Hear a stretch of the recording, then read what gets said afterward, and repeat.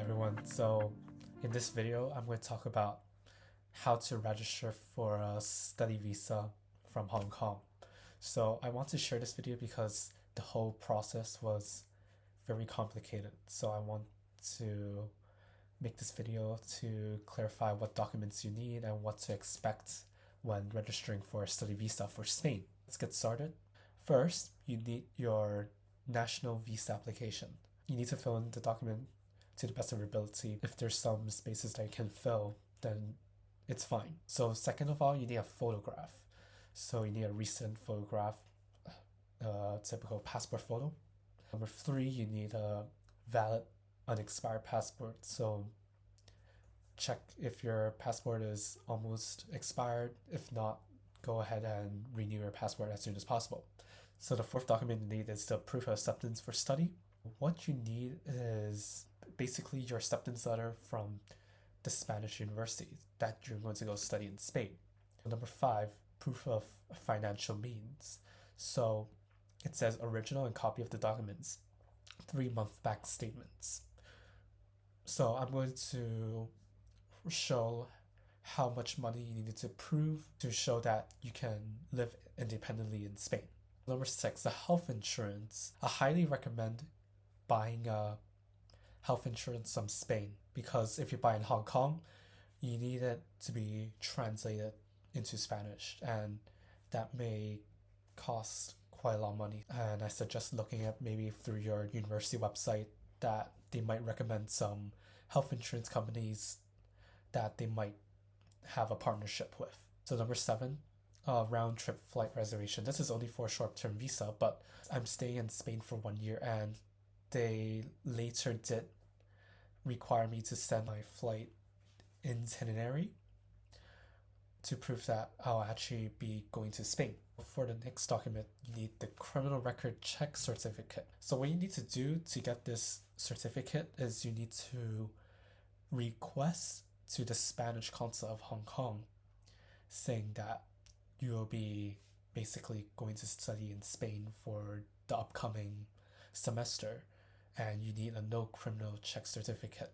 What you're requesting right now is a form that will be given to the police station in Hong Kong saying that you'll basically need a no criminal check certificate for your visa because you can't just go to the police station without any reason. So you need a CNC letter application form. So this form is for requesting the request letter for the police station.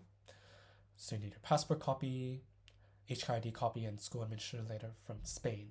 This could be your host university. For example, if you're Hong Kong and you're going to study in Spain, just show a school admission letter from Hong Kong saying that you'll undergo a exchange program in Spain, and this should be fine. So everything you can send it to the Spanish consulate through email. You also need to book a no criminal conviction appointment with the police station. So I recommend booking this quite early on because the wait time is quite long. I would say around 2 months. Once you have your visa appointment in Hong Kong around June, I suggest booking the police appointment, I would say March or April. After getting an appointment, you have to wait for around 4 weeks to get your no criminal conviction record.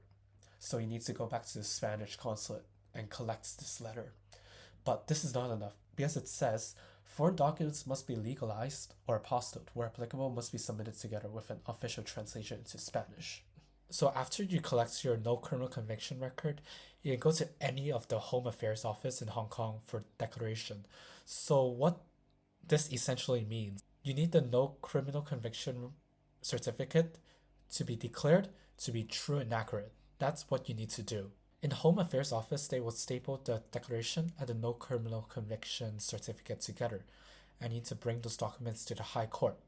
But in the High Court, make sure you only apostille the no criminal conviction certificate. The declaration does not need to be apostilled. So the apostille takes approximately around 3 days to be apostilled, and after that you need to bring those documents to be translated into Spanish. Before, I mentioned some parts that some documents need to be translated into Spanish. First, you need to go to the website and find a list of all the translators who are available to help you translate, because they need to be approved by the Spanish consulate, and you cannot just randomly find a translator. It must be approved by the Spanish consulate. I'm going to put a list here on the available Spanish translators that you're able to find. So you have to find them individually to compare the prices and see how much they are willing to translate per page. Because each of them has a different price, so maybe you want to choose a one that is cheaper, then go ahead and contact them. So I'm going to put a list of the documents that need to be translated into Spanish.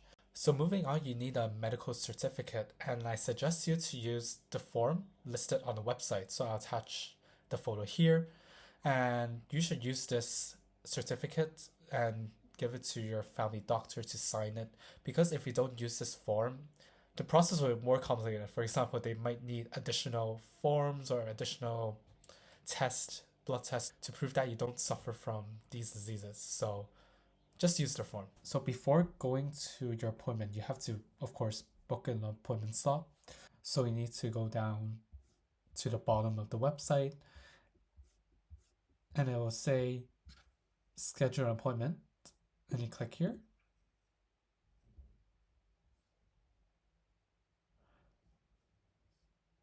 And it'll say student visa,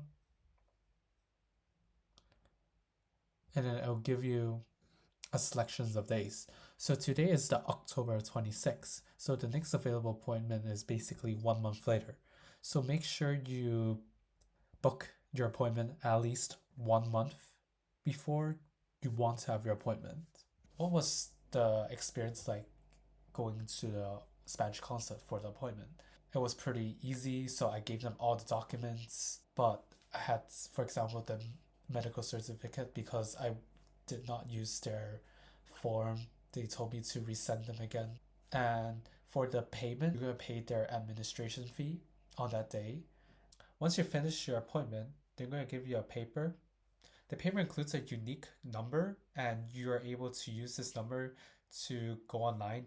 They'll tell you which website it is, and you click on that website and put in your number, other details, and once you go in, it'll tell you the status of your visa application.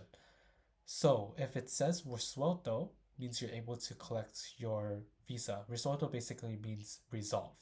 So this will be the end of the video, and I hope that I clarified the process, because the whole process is very complicated and it took me around 2 months to get my Spanish visa. So if you have any questions, make sure you leave it down in the comments, and give a like and subscribe, and hope you see you in the next video.